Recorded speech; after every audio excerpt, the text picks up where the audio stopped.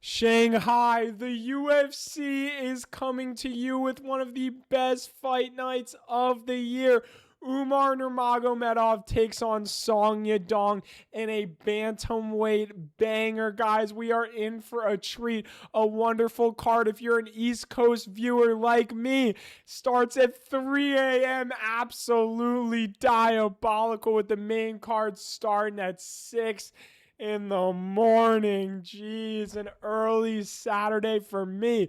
Or are you guys going to be staying up all night on Friday? Let me know. And like we do at the beginning of every single one of these videos, we go straight to the browser, look up the Instagram. What do? We go to the best Instagram on the planet, MMA Outlaw TV, of course, and we look back at the betting card. That's right, guys, that we had last weekend. RoboCop versus Fluffy Hernandez, Chanel Dyer with the KO.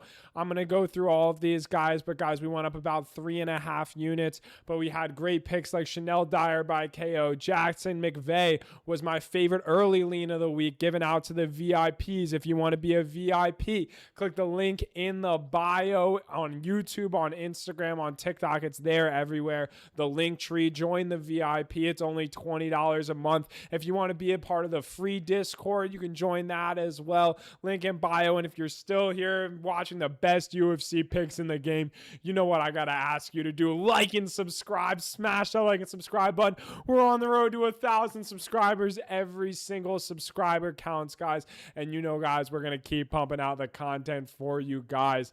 And so let's keep running through this, guys. Chris Padilla, that incredible money line. My favorite underdog of the weekend last weekend, Stan Dorsanville, puts a beating on Gage Young in rounds 2 and 3. Incredible, guys. Larry and Douglas got crumbled. I'm not even going to talk about Kennedy getting slimed out by that big right hand by Shamil. Gregory Rodriguez in the main event. Another great pick. We did lose our 2 parlays just because, man, Mason Jones gets chinned. Are you kidding me? And Larry and Douglas. What the hell, man? What the hell? And guys, if you want our UFC betting card, it's not going to be at the end of this video. It's already out to the VIPs. The Discord will get it early Friday morning, and it'll be out on Instagram about midday on Friday. So stay tuned on Instagram. Join the Discord if you want it early. If you want it right now, you got to join that VIP link in bio. So without further ado, let's not waste any more of your time. Let's start with the early prelim opener at 3 in the morning. This is what I'm talking about. At 3 in the morning, you're trying to get me up to watch Ding Meng versus Cam Neslon. Absolutely diabolical. I can assure you guys, I will be sleeping. But that doesn't mean I haven't watched some tape. That doesn't mean I might not throw a little bit of coin on this and wake up to see what occurs. But guys, Ding Meng, 45 MMA fights. Cam Neslon, a prospect making his UFC debut, flying out to Shanghai, taking on the Chinese fighter in his home country. And Cam Neslon is a plus 120 dog. I want this line to make sense to me. I want this line to make sense to me because the guy's Ding Meng.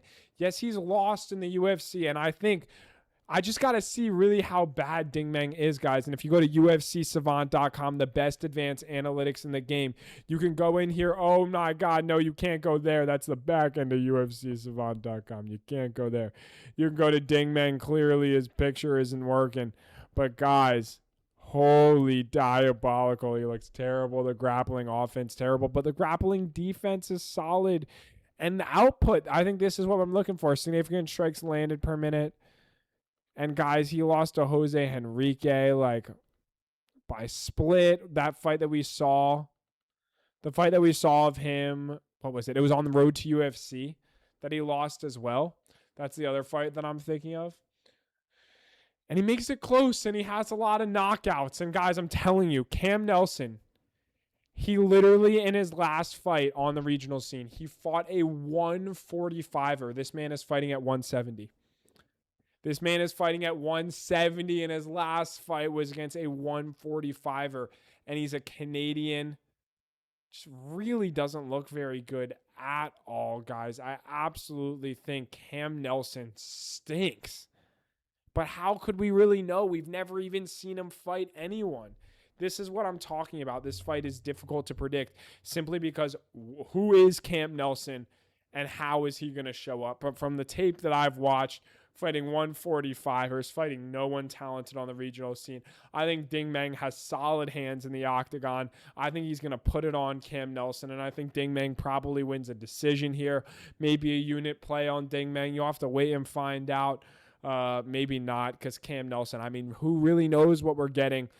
But I feel like what the gut tells you is if they're flying this Canadian out here to take on Ding Meng, a guy making his UFC debut, if they're making a debutee take on Ding Meng, they're probably looking to get Ding Meng a win.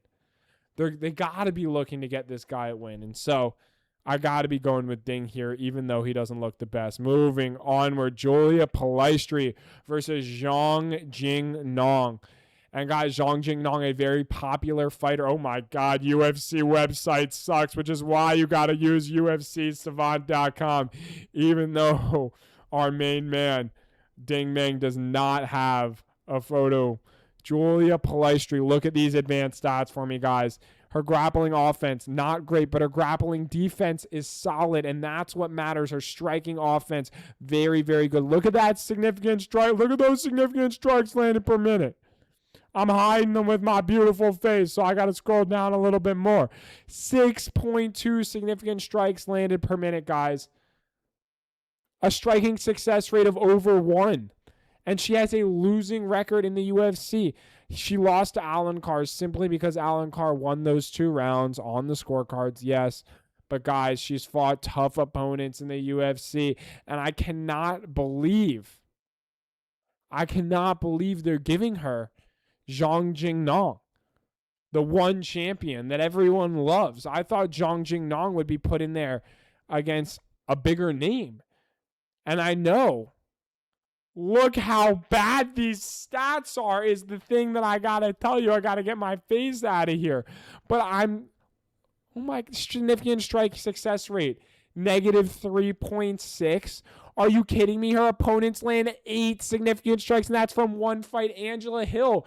Yes, Angela Hill's a solid striker, but Zhang Jingnan, she was supposed to be this super touted prospect, this incredible striker, and she's absolutely losing to Julia Polastri. Julia Polastri is a great parlay piece here, a minus 200 favorite. Absolutely love Polastri in this spot. Zhang Jingnan is not any good, and we saw that in her fight against Angela Hill. I think Angela Hill is underrated, yes, but Zhang Jingnan got pieced up. She got hit by way too many strikes. Her defense looked absolutely horrible, and Julia Polastri is going to put the work on Zhang Jingnan. Moving onward, Hector Santiago versus Lawrence Louis.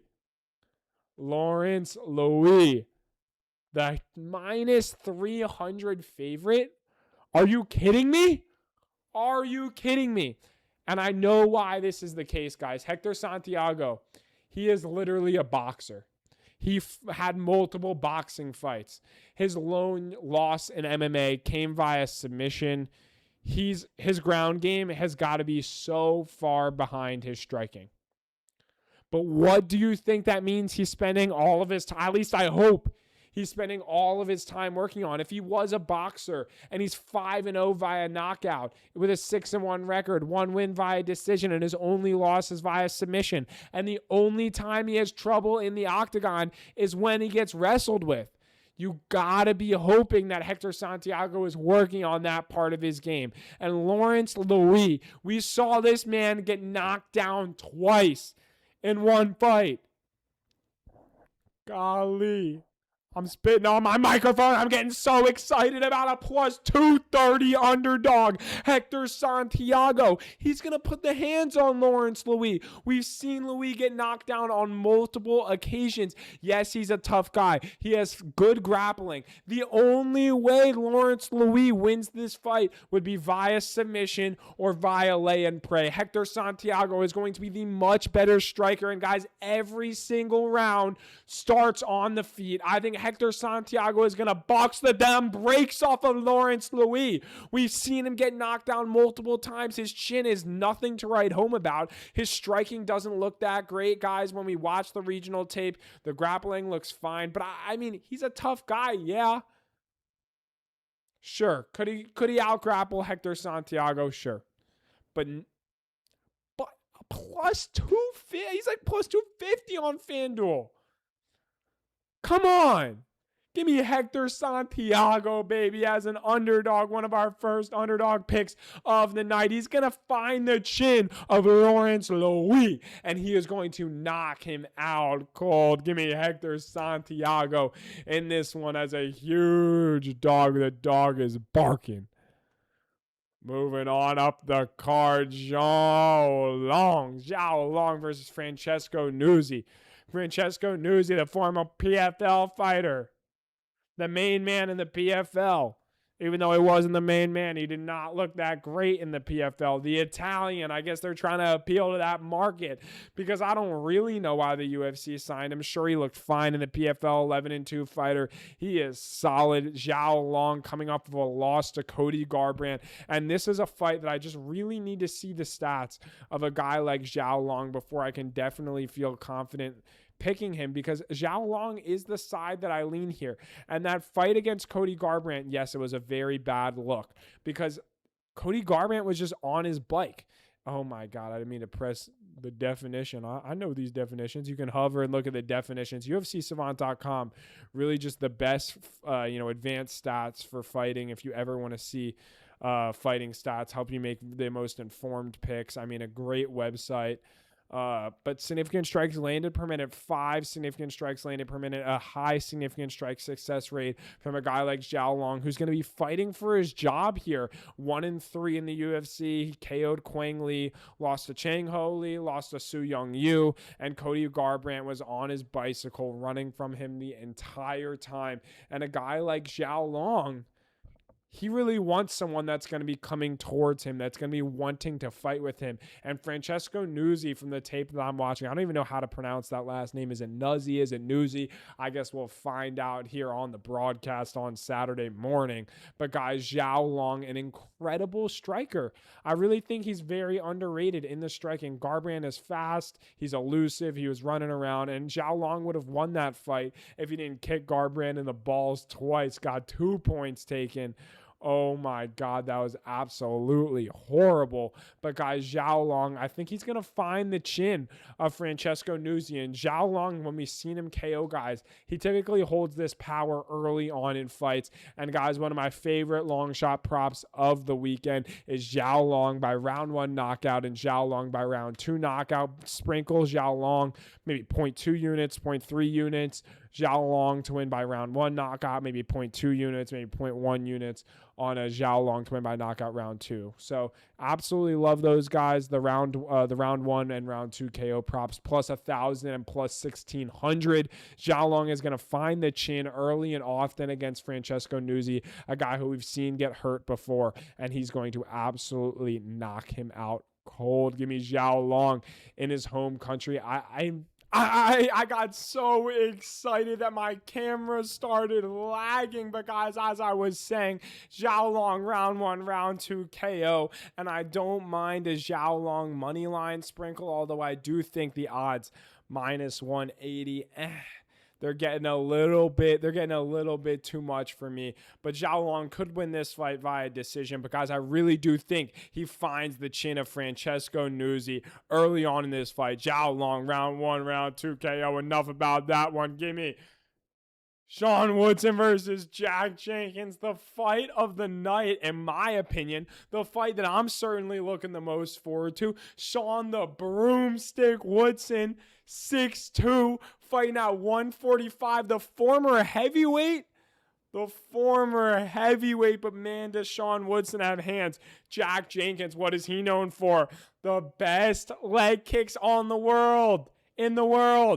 Broke multiple fighters' legs with his leg kicks. And Sean Woodson, he has those broomsticks. He has those skinny legs standing at 6'2" in this division. But guys, this is a really difficult fight to pick, and that's reflected in the odds. But I do think, guys, that when I show you this will make it clear. Sean Woodson is just such a good striker on the feet, and my stupid head's in the way. But 5.8 significant strikes landed per minute, a significant striking success rate of 1.43. Has fought the who's who in this division, has fought many guys with a great record. He's only lost to guys like Dan Ige and a few others. I mean, what is his UFC record? 7-2-1. Very, very good. Yes, he lost to Dan Ige, but guys, he has beaten many good fighters. Charles Jourdain, Dennis Bazooka, man, Fernando Padilla, that was a crazy KO. Now we're getting to see Sean the Sniper Woodson take on Jack Jenkins. And when you see this, you see the striking difference here, and you just know, even though Jack Jenkins has a great savant profile, lands less significant strikes per minute, is very reliant on the leg kicks, is going to be at a 10-inch reach disadvantage here. A 10-inch reach disadvantage. And guys, got subbed by Gabriel Santos. Yes, Chepe Mariscal, he just freak accident, he broke his arm. But guys, Jack Jenkins, it took him until the third round to get Herbert Burns out of there in 2024. Third round, Herbert Burns taps in the first. Herbert Burns gets slimed out all the time.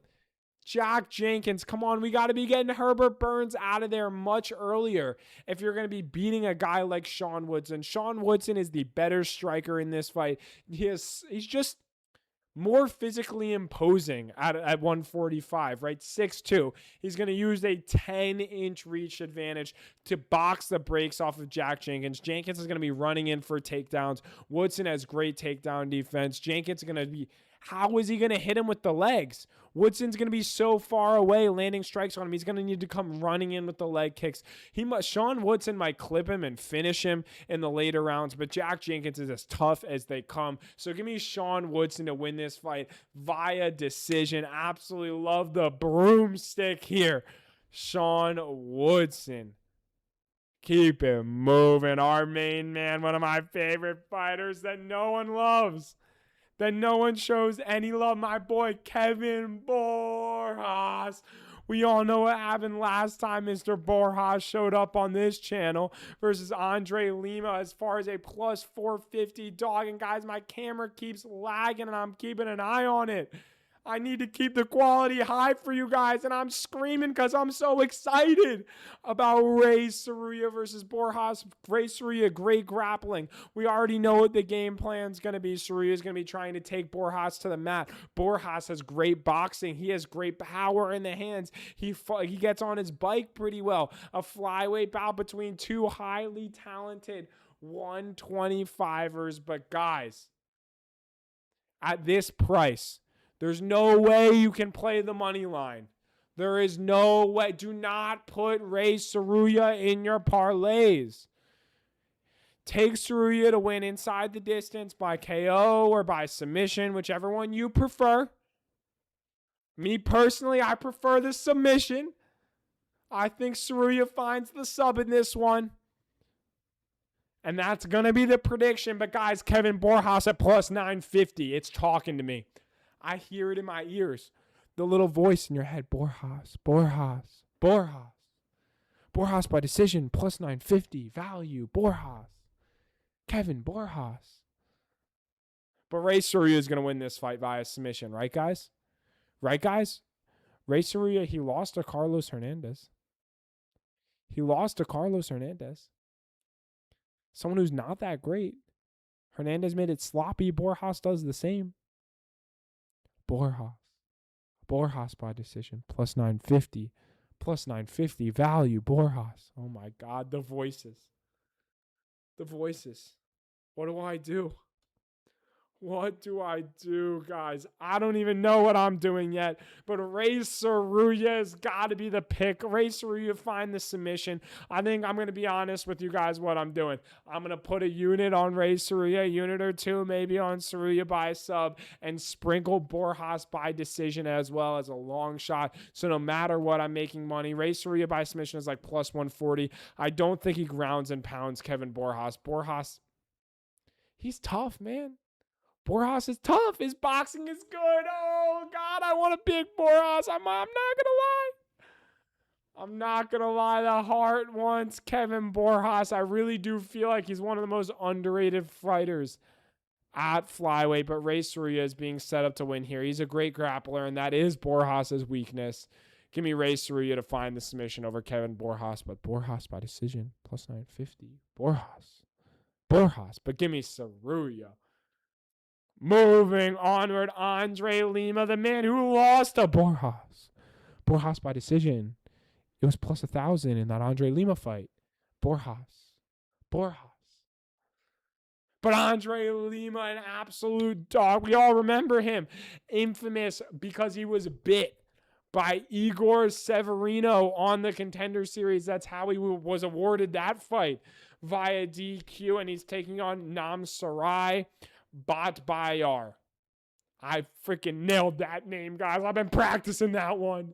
Namsrai Batbayar. I'm feeling myself now. And Batbayar, when you watch the tape, he's not one of these traditional sloppy road to the UFC guys that just like stumbles into the clinch and he's like, oh man, I'm throwing big overhands and now I'm in the clinch and I don't know what to do because I'm wild and I'm out of control. That's not Batbayar. He is very aggressive. He's going to move forward. He does throw some wild strikes. But he looks a lot better than the average road to the UFC, guys. But we all know this one thing about Andre Lima. He possesses insane pop. If he gets to your back, you are screwed. He is a certified finisher. And we haven't seen that yet in the UFC. If you're familiar with Matty Betts was sitting at a poker table with Andre Lima. And Andre Lima told him he was going to win by knockout. And guys, I'm taking Andre Lima to win inside the distance because there's a chance that he gets the back and submits Namsrai Batbayar. Batbayar round 2-3 could absolutely happen. Lima could tire out. But I think Andre Lima I think Lima finds the chin in round 1. Give me Andre Lima to knock him out round 1 and 2. We are going to sprinkle that plus 500, plus 700. And then we are going to take Andre Lima to win inside the distance. It's minus 110 on FanDuel right now. Absolutely love that. Lima in a parlay. I'm not so sure how I feel about it. I like Lima more to win by finish. I think if it goes to the scorecards, Batbayar could have taken over in rounds 2, round 3, but I don't mind Lima in a small parlay, in like a 1-uniter. But guys, you'll have to wait and see what I'm going to do. Stay tuned for that betting card coming out on Instagram right now. Not right now. You guys have to wait. The VIP's got it right now, though, so check that link in the bio. Like and subscribe. YouTube, Instagram, do it all. Join the VIP or join the free Discord. They also get to see it a little bit early. Moving onward to the main card opener, the man who fought on the Contender Series just 19 days ago, Bilal Hasan taking on Nilson Rojas. And guys, I watched the tape of Rojas and he is a dog in there. This is not like the traditional layup. I think Bilal Hasan was set up better to win on the Contender Series than he is against Nilson Rojas. Yes, Hasan possesses crazy power, and if he knocks out Nilson Rojas, good for him. Boy, do we have a contender on our hands. And I absolutely think Hasan is the more well-rounded guy. But Rojas is very tough. He is no scrub in there. And he is going to win this. He's not going to win this fight. Who are we kidding? Bilal Hasan is going to win this fight via decision. And my camera's getting laggy again. Every time I get too excited, it gets a little laggy. So I guess I got to stop because Bilal Hasan, he's absolutely winning this one. Plus 300 to get it done on the judges' scorecards. He is very, very talented, well-rounded guy. We saw it on the Contender Series, that crazy pop that he has. but fighting for a second time in 19 days, it's not easy. We even saw Anthony Witt. He didn't come out there and just go out there and strike. He looked like he was a little uncomfortable, got the takedown, didn't know how to defend a Kimura. So, guys, these guys coming off the Contender Series, yes, Bilal Hasan is a lot more polished than the average one, but he's still fighting for the second time in 19 days, flying across the country to Shanghai from Vegas. This is a lot to ask of him, and I think he's going to win this fight, but I don't think he's going to find the finish here against a really, really raw prospect, someone who's very good himself, Nilson Rojas. So give me Bilal Hasan to win this fight via decision. My favorite pick of the night, guys, it's here. UFC, what are we doing? I'm getting off the UFC page. If this is what the UFC page is going to look like, if you want the best, absolute best breakdowns, UFCSavant.com. That's where you go. Uh-oh, am I going to be typing up UFC Savant and it doesn't have the fight there? It does have the fight there. At least we got pictures here. Oh, man, UFCSavant.com doesn't look that much better, guys. The developer, this guy, has got to get to a little bit of work. But if you want to know the best advanced stats, guys, you can look at Levi Rodrigues JR stats. I got to move my dumb head out of the way. Obviously, Liu Ce doesn't say Louis. Nope. Obviously, we're just going to go with it. Guys, I knew how to pronounce his name an hour ago when I was making the short forms, and he's my favorite pick of the night. So, guys, you got to listen up. Look at this striking success rate of Levi Rodrigues Jr. 1.65 significant strikes landed per minute, 5.85 absorbed. He has a freaking 3-minute gas tank. Felipe Franco easily ground and pound this guy into the freaking canvas. And Louis, he is so much better than Levi Rodrigues Jr. If Levi Rodrigues Jr. gets this fight to the ground, sure, he can make it competitive, but I'm telling you guys, his kickboxing is absolutely insane, guys. And the UFC, don't you think they want to get him a win? They're giving him Levi Rodrigues Jr. for a reason. Levi Rodrigues Jr. has not looked good in any of his fights, has fought absolute scrubs. Louis, he's gonna KO him. He's gonna KO him. He's going to be much bigger in there. The kicks are very powerful. The hands are super powerful. This guy is like a Zhang Mingyang. Telling you, watch the fights. He is an incredible kickboxer. Levi Rodrigues Jr. is only hope. He's got to hope and pray he can get this fight to the ground. But, guys, he has 3-minute cardio, not 3-round cardio. He is far from that. He has 3-minute cardio. And Levi Rodrigues Jr., he sucks. Say Louis. Louis say. Say Louis. I'm going to just stop. I'm just going to stop. He's going to win by knockout. I don't know what round it's going to be in. -130. My favorite pick on the card. He's starching out Levi Rodrigues Jr. He's doing it. Give me Ce to win by knockout in his home country on the main card in a spotlight spot. The kickboxer finds the KO cinema in China as the fans go crazy and the outlaw viewers rejoin. What just happened? Yo, someone in the comments. Clip that time. Clip that time and mention it. I literally just choked. I got so excited that Ce Louis is going to win by knockout. -130. Favorite pick of the card. Either way, moving onward.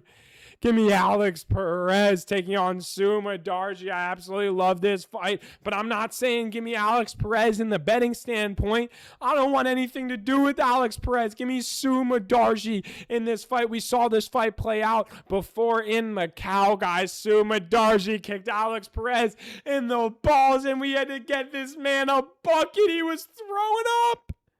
He was throwing up, guys. He was not doing well.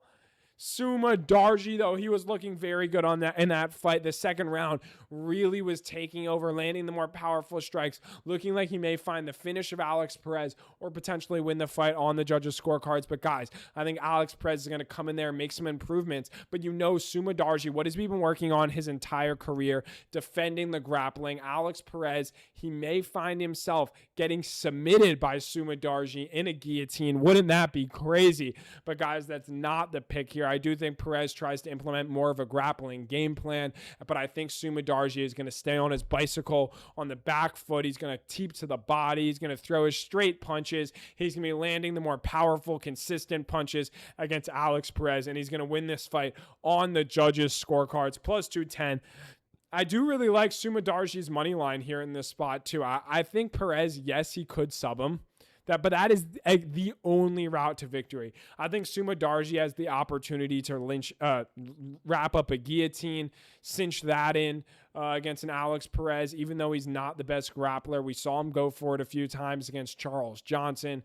But I do think Alex Perez's grappling defense isn't great, although his grappling offense is pretty solid. But we saw Alex Perez, he has fine boxing. He was able to clip Charles Johnson, but he has to get on the inside of these guys. And Sumudaerji is one of the best at getting on his bicycles. He did it against Jesus Aguilar, stayed on the back foot, stayed at range, long straight punches, kicks up the middle, and that's really how Sumudaerji is going to win this fight. He could end up knocking out Alex Perez if Perez runs into one of those straight punches, but I do think Sumudaerji cinches in a decision win. Absolutely. But give me Sumudaerji in a parlay or two, and give me Sumudaerji by decision. Moving onward.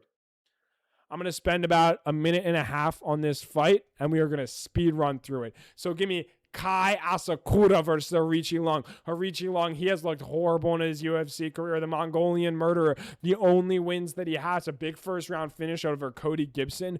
Okay, let's take you to Aoriqileng's UFC savant profile. When we look at a guy like Aoriqileng, the Mongolian murderer, just looks bad absolutely everywhere. You see the advanced stats at the top with a bearish outlook, bad grappling defense, really just bad everywhere. Negative significant strike success rate. Holy crap, is Aoriqileng bad. And yes, Kai Asakura, he's not great either. We saw at 125, his grappling defense and offense really leaves a lot to be desired.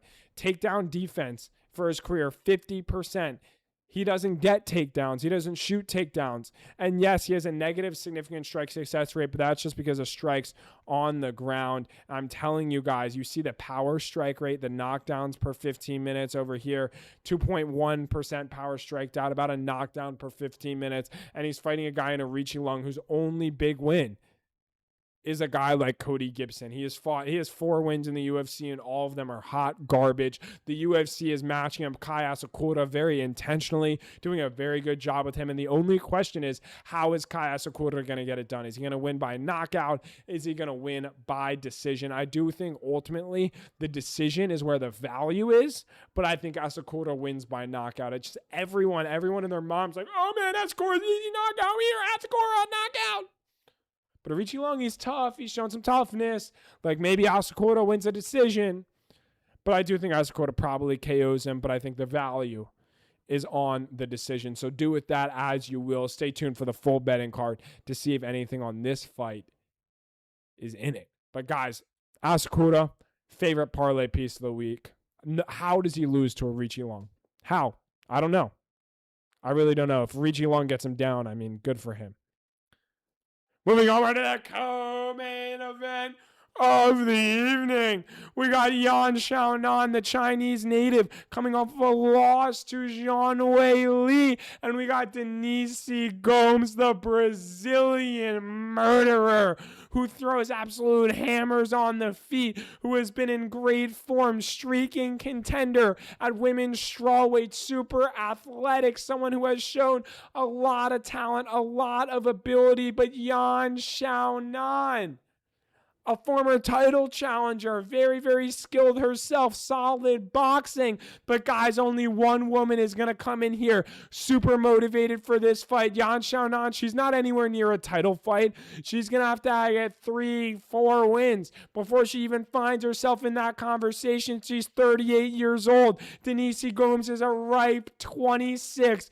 Coming into her prime, streaking at the right time, taking off a woman who hasn't been in the octagon in over a year and who is coming off of a loss. She hasn't won a fight in nearly 2 years. Denise Gomes, the streaking contender, as a huge underdog in the main event. Please explain to me, why is Denise Gomes an underdog here in this spot? She should be a favorite. Give me Denise Gomes. I got her at plus 145 earlier in the week. Her price is trending down all the way to like plus 130, I think it is now. Denise Gomes is going to win this fight on the judges' scorecards.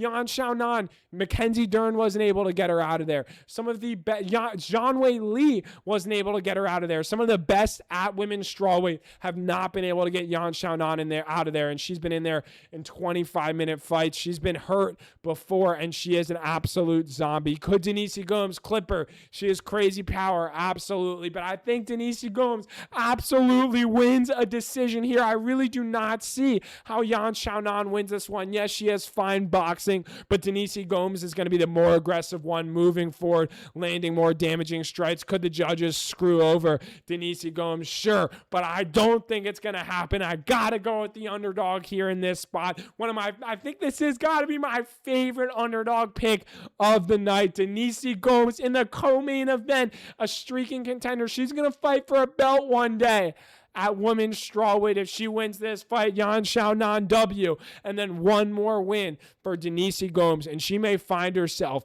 in a UFC title fight. I love Denise Gomes as an underdog in this spot. The dogs are barking. Woo, woo. Moving on to the main event of the evening. Umar Nurmagomedov taking on Song Yadong. And guys, Song Yadong, oh my God, my face is frozen. No! We're gonna bring it back. Screw it. We'll get my ugly face out of there. We don't need a camera. We're gonna go with no camera for the main event so we can just get straight into it. Guys, I am telling you, Song Yadong at these odds, at this value, at plus 400. Are you serious? Umar Nurmagomedov is a minus 600. Why? We saw Umar lose to Merab Dvalishvili. Song Yadong has been in there against a lot of competitive guys. And yes, Umar Nurmagomedov, I'm sure he's going to grade out better on the UFC Savant profile. And it's not that I don't think Umar is a very talented fighter. And it's not that I don't think Umar should be like a minus 300. When you look at his UFC Savant profile, man, you can see it so much better without my ugly face in the way. You can see just how talented this guy is. I mean, he's at the top of the division in current competitiveness ranking, in true skill rating. Significant strike success rate, incredible. Takedown accuracy, takedown, a defense, grappling control efficiency. Well-rounded, a very, very well-rounded guy. But unanimous decision over Davison Figueiredo. Unanimous decision over Mario Bautista. Unanimous decision over Merab Dval, or unanimous decision loss to Merab. He beat Corey by decision. Beksat Almakan. His only KO, that highlight that we see all the time, is over Raoni Barcelos. And when you look at Song Yadong, yes, he leaves some stuff to be desired in certain areas, but he has great grappling defense, and his striking is very, very solid. And I think he's gotten a bad draw, man. He almost beat Sean O'Malley. That fight was closer than people think. Henry Cejudo, that's a good win. A close loss to Piotr Yan, the champion.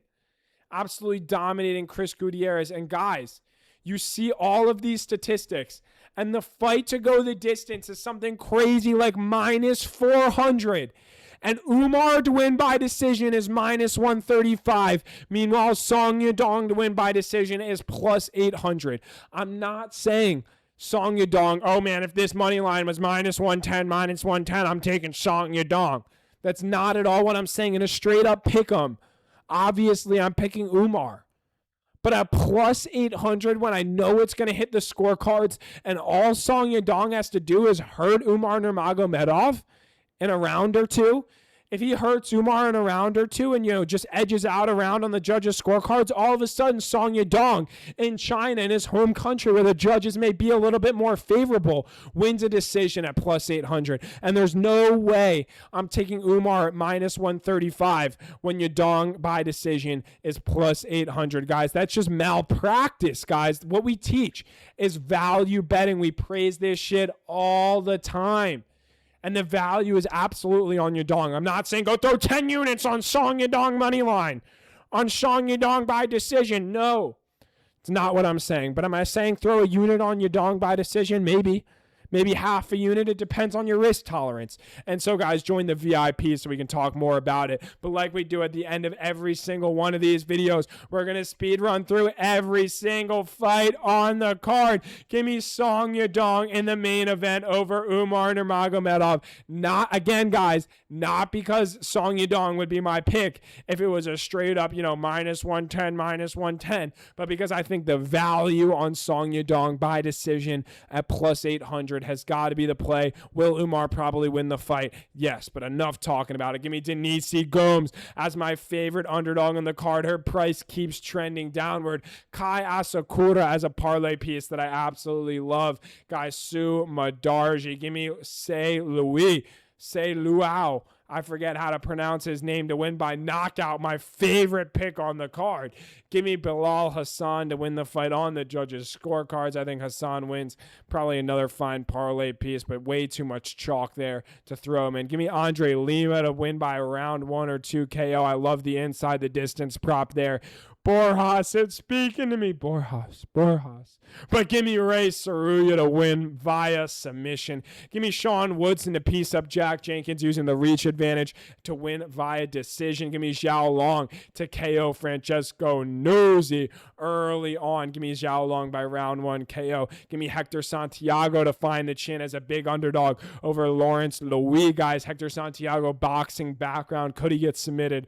Absolutely, but he has great hands and he's a huge dog. Give me Julia Polastri as one of my favorite picks of the night, and give me Ding Meng over Cam Neslon. So guys, those are all of our predictions for UFC Shanghai, Nurmagomedov versus Song Yadong. Guys, let me know who you're taking in the comment section. Stay tuned to the full betting card dropping on Instagram tomorrow. It'll be Friday afternoon. Join the Discord if you want it Friday morning. Join the VIP if you want it now and want a tailored betting support and all of that. Link in bio. Smash the like and subscribe button. We're on the road to 1,000 subscribers. Every single subscriber counts, guys.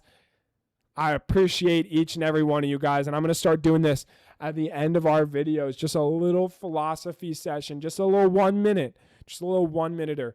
But guys, who are you if you are not pursuing the things that you are passionate about? Why let criticism get in the way of you enabling yourself to accomplish your dreams? Whatever those dreams are, if you want to be a professional athlete, if you want to make content just like I am, if you want to go run a marathon, if you want to go get a big corporate job, go after those things with relentless pressure, with relentless pace, with a positive can-do attitude, with this idea and belief that you can accomplish anything and that you, regardless of whatever criticism comes back at you, regardless of whatever surrounds you, that you know what is best for yourself, because no one else is living your life. No one else has to experience the things that you experience on the day-to-day.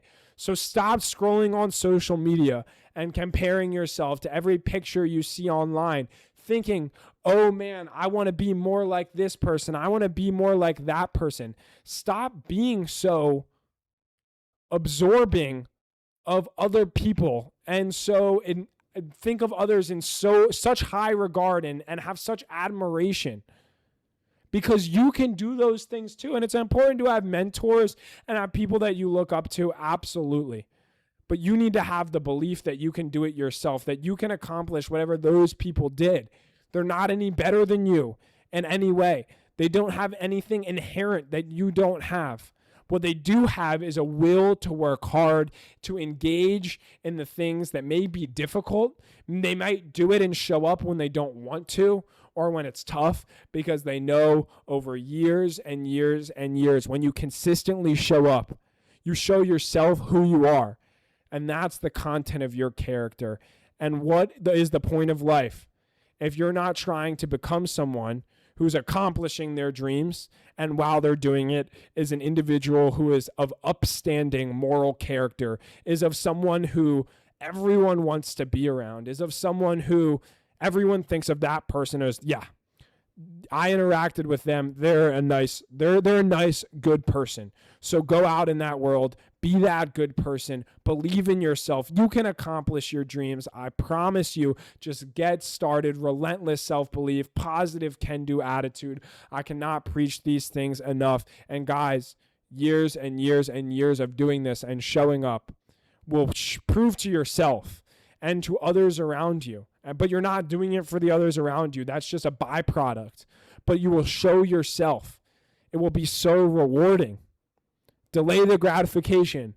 It will be so rewarding when you pull off the unthinkable, when you do pursue your dreams, no matter how long it takes you to get there. Guys, I appreciate each and every one of you. Let me know what you guys think about the little philosophy session at the end of the video, guys. I want to, maybe I'm going to make a separate channel because I want to talk about some of those like mental health topics. Let me know, guys, in the comment section if there's interest for any of that stuff, if there's interest for, kind of being a little bit of a motivator and talking a little bit more about life. Seriously, I got a job just like the rest of us. I got a job. I got to pay bills. But I really do believe, I majored in psychology. I'm a college graduate. I do believe that I possess some skills that I want to share with you all. But obviously if it's not of interest, maybe I won't, but I think, I'm just trying to, I will regardless. Again, I'm just trying to decide whether I'll do it on this channel or create my own separate channel for that. So guys, let me know in the comment section, because guys, like I said, pursue your dreams. And I'm going to go ahead and do just that. Be an example, lead by example, be a good person of upstanding moral character, and you will achieve what you want to achieve in this life, which is eternal happiness. Thanks, guys. Like and subscribe.